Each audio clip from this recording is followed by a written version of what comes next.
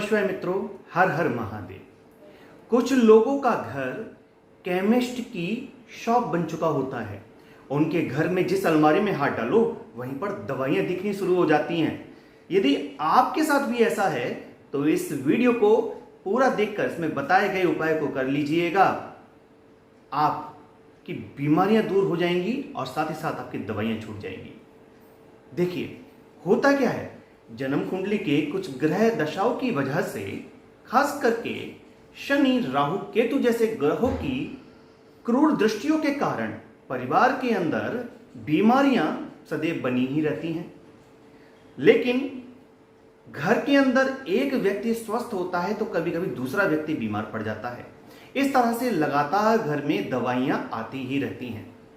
और कुछ परिवारों में तो यह होता है कि पुरानी दवाइयों को इकट्ठा करते रहते हैं, उन्हें फेंकते तक नहीं है, निकालते भी नहीं है घर से बाहर, और उन दवाइयों का आकर्षण नई दवाइयों को अपनी तरफ खींचता है। अब ऐसे में आपके पास जो पुरानी दवाइयां हैं जिनका आप यूज ही नहीं कर रहे, उनको घर से बाहर निकाल दीजिए। लेकिन अगर आपके घर में कोई व्यक्ति बहुत लंबे समय से बीमार है या आपके घर में निरंतर दवाइयां चलती ही रहती हैं, तब ऐसे में आपको क्या करना चाहिए? आपको ऐसे में दो उपाय करने चाहिए और ये दोनों ही उपाय बहुत कारगर हैं। यहां तक यदि किसी डॉक्टर ने आपको यह बोला है कि आपका जल्दी ही ऑपरेशन होने वाला है या आपको जल्दी ही ये वाली सर्जरी करवानी पड़ेगी और आप उस रोग से ग्रस्त हैं, तो उस ऑपरेशन को तो जरूर कराइए, जो कि डॉक्टर की सलाह माननी जरूरी है, क्योंकि डॉक्टर दूसरा भगवान है इस पृथ्वी पर। लेकिन उससे पहले एक बार ये उपाय जरूर करके देख लेना चाहिए। क्या पता उस डॉक्टर के आगे किसी और डॉक्टर की नहीं चलेगी, क्योंकि जब आप इलाज करवाने जाते हैं और जब कोई बड़ी सर्जरी करवाते हैं तो डॉक्टर कहते हैं हम अपना काम करेंगे और परमात्मा अपना काम करेगा, उससे प्रार्थना करिए। तो सबसे पहले उस परमात्मा से ही प्रार्थना कर लीजिए। क्या पता वो आपके पूर्व जन्मों के उस फल को खत्म ही कर दे और आप स्वस्थ हो जाएं, क्योंकि चमत्कार कभी कभी होते भी हैं। तो क्या करना है, आपको सिर्फ इतना करना है कि गिलोय, जो गिलोय होती है, कहा जाता है कि नीम पर चढ़ी हुई गिलोय अति पावरफुल होती है, लेकिन बाजार के अंदर सूखी हुई गिलोय भी अगर आप पंसारी से ले आएंगे या ताजी गिलोय आपको मिल जाती है तो आपको गिलोय लेकर के आनी है और उस गिलोय के छोटे छोटे पीस आपको करके रख लेने हैं। आपको प्रत्येक शनिवार को और प्रत्येक सोमवार को, ये 2 दिन का नियम बनाना है। प्रत्येक सोमवार को और प्रत्येक शनिवार को जल के अंदर इस गिलोय के छोटे छोटे टुकड़ों को डाल देना है और इन्हीं जल से, जो जल में आपने टुकड़े डाले हैं, उसी जल से आपको भगवान सदाशिव का ओम त्र्यंबकम यजामहे ये वाला मंत्र बोलकर, यानी कि महामृत्युंजय मंत्र बोलकर, इसमें यदि बीज मंत्र लगाना चाहते हो ओम हुम जुम सहा, यदि वो आपको आता है तो उसे लगाकर आप भगवान सदाशिव का गिलोय के जल से अभिषेक कीजिए। आपके घर में जो रोगी है वो इस उपाय को करे।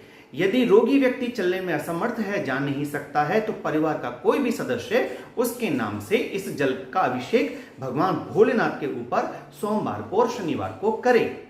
जो रोगी व्यक्ति है वह रोगी व्यक्ति दूसरा उपाय करे, और वह उपाय यह है कि श्री बजरंगबली हनुमान जी की इस चौपाई का, कि नासे रोग हरे सब पीरा, जपत निरंतर हनुमत वीरा, इस चौपाई का मन ही मन जो है आप जाप करते रहिए निरंतर। जब भी आपको याद आ जाए आप जपते रहो। हनुमान जी में, सदाशिव भोलेनाथ में अपनी आस्था को जोड़कर, भगवान श्री राम में अपनी आस्था को जोड़कर आप इस चौपाई का मानसिक जाप करते रहिए कि हे प्रभु, आप मुझे इस बीमारी से मुक्ति प्रदान कीजिए।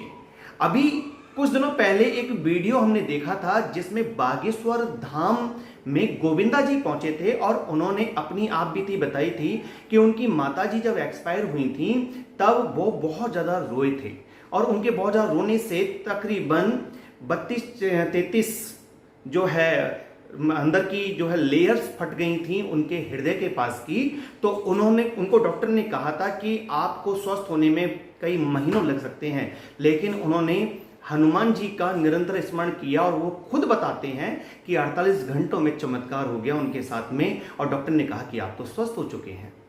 तो आप श्री बजरंगबली जी के इस चौपाई का निरंतर जाप करिए कि ना से रोग हरे सब पीरा, जपत निरंतर हनुमत वीरा। इस चौपाई का जाप करते रहिए और सदाशिव के ऊपर गिलोय के जल का अभिषेक करना शुरू कर दीजिए। प्रत्येक रोज करना चाहें तो आपकी इच्छा है, कर सकते हैं, वरना सोमवार और शनिवार को जरूर कीजिएगा। फिर देखिए चमत्कार, आपका रोग परमात्मा परमेश्वर के आशीर्वाद से अवश्य दूर होगा। वीडियो को यहाँ तक देखा है तो कमेंट में जाके ओम नमः शिवाय जरूर लिखिएगा। मिलते हैं नई जानकारी के साथ, तब तक के लिए ओम नमः शिवाय, हर हर महादेव।